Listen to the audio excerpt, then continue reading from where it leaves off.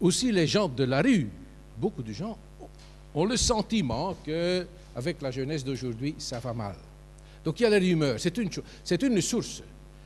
Et surtout les médias, ils servent comme des amplificateurs de ces rumeurs. C'est eux qui publient tout ça et ils sèment un peu la panique dans le public. Une autre source pour nous, c'est les chiffres officiels. La police fait des calculs, des statistiques, le parquet et les tribunaux de la jeunesse. Alors, il faut dire que les chiffres de la police sont très volatiles. Ça dépend de l'actualité.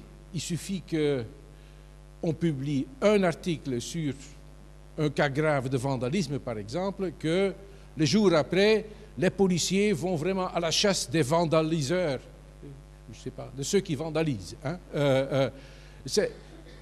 Et donc, ils vont arrêter plus de délinquants qui ont commis du vandalisme. Le jour après, quelqu'un a arraché un sac à main d'une dame, s'est mise en première page d'un des journaux, et le jour après, ils vont arrêter tous les jeunes qui traînent la rue et qui sont suspects de pouvoir un jour arracher un sac à main d'une dame. Et donc, on n'aura plus de jeunes traînant la rue. Les chiffres de la police sont très volatiles. Il y a des montées, des descentes, et ça dépend vraiment de l'attention. Ou un maire qui, juste avant les élections municipales, qui veut montrer à tous ses possibles électeurs que lui, il a vraiment la main ferme et il veut vraiment s'en prendre à la délinquance des jeunes, hop là, vous allez voir les chiffres de la police monter. Les chiffres du parquet, maintenant, laisse-moi dire d'abord les chiffres du tribunal. Les tribunaux, bien sûr,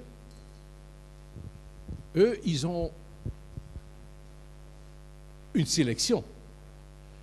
Parce que pas tous les cas qui sont